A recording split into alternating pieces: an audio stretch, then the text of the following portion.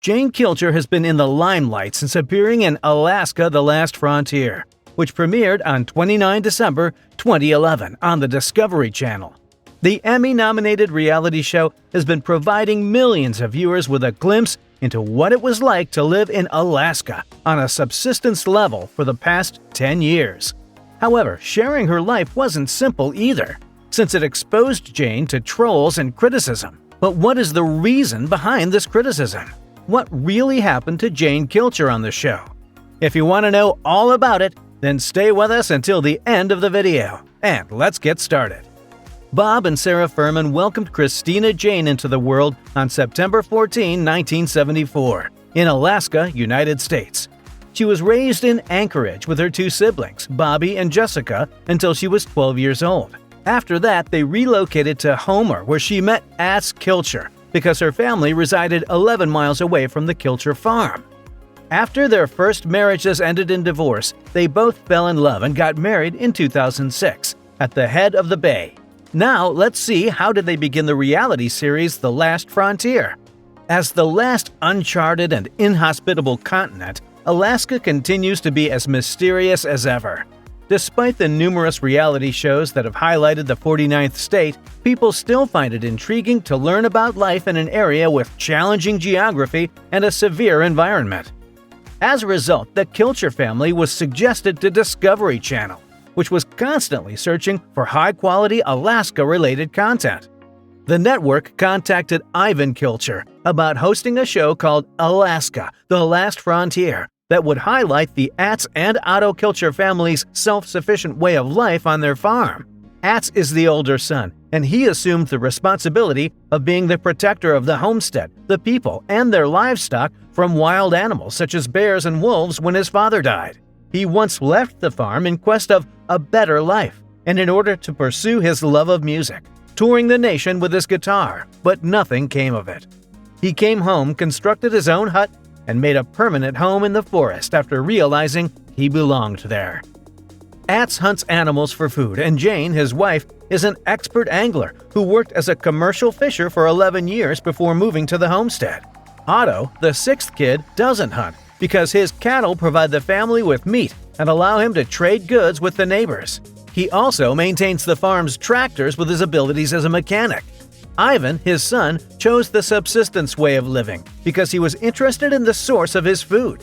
He is a master of all trades because he constructed, hunted, farmed, and did everything else to provide for his family. Subsistence farming, home food canning, and smoking are characteristics of homesteading. According to a Kilcher, it's all about creating something out of nothing and identifying the resources required to do it.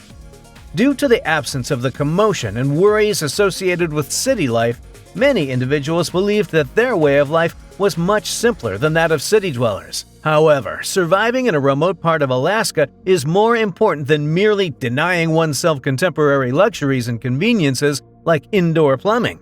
When Jane and the other Kilchers become aware that winter is approaching, they start to feel uneasy because they know that surviving winter is not that straightforward or easy. Winter in their region of the planet lasts for 8 months and might occasionally come without any notice. Therefore, it's important to avoid developing a procrastination habit. So Jane and her family must winterize their homes with little time to spare. This includes making sure that they have enough fuel to keep their house warm and enough food to withstand the long winter. They need a lot of wood since they heat their home with a wood-burning stove. Sometimes she would go with her husband to look for dead trees that they could chop. Even though Atz is an accomplished hunter, Jane couldn't help but worry every time her husband goes out hunting by himself because she is aware of how dangerous it may be, especially if he is hurt, because it might take some time before he's discovered and for aid to arrive. So the show was quite an interesting one, with everyone following their duties and keeping each other safe. However, a series of incidents on the show led to a lot of criticism for Jane and her family. But what were these incidents and how Jane reacted to the criticism?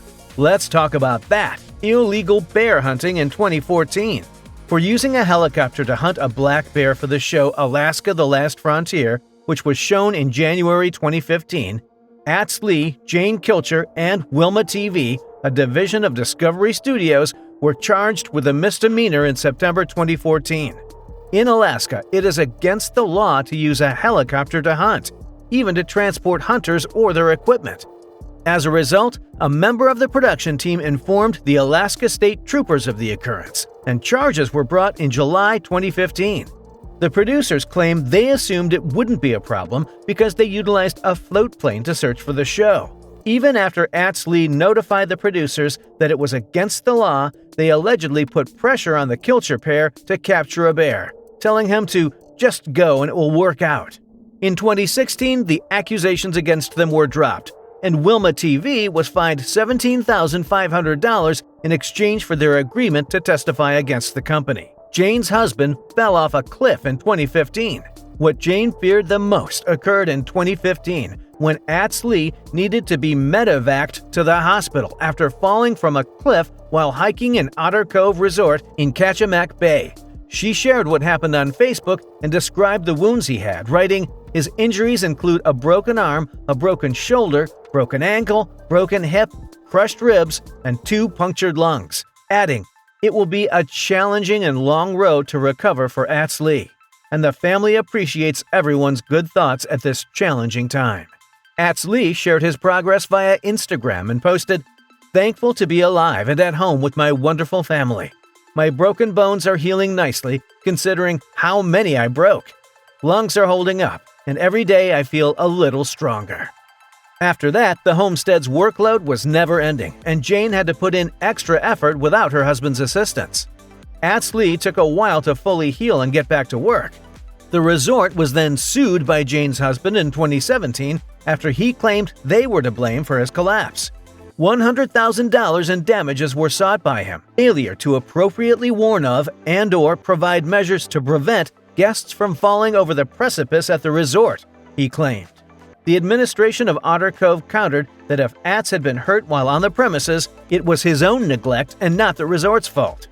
Later on, Jane's children were also missing from the series, and viewers were wondering what happened to Piper and Etienne, as they were noticeably absent from the show.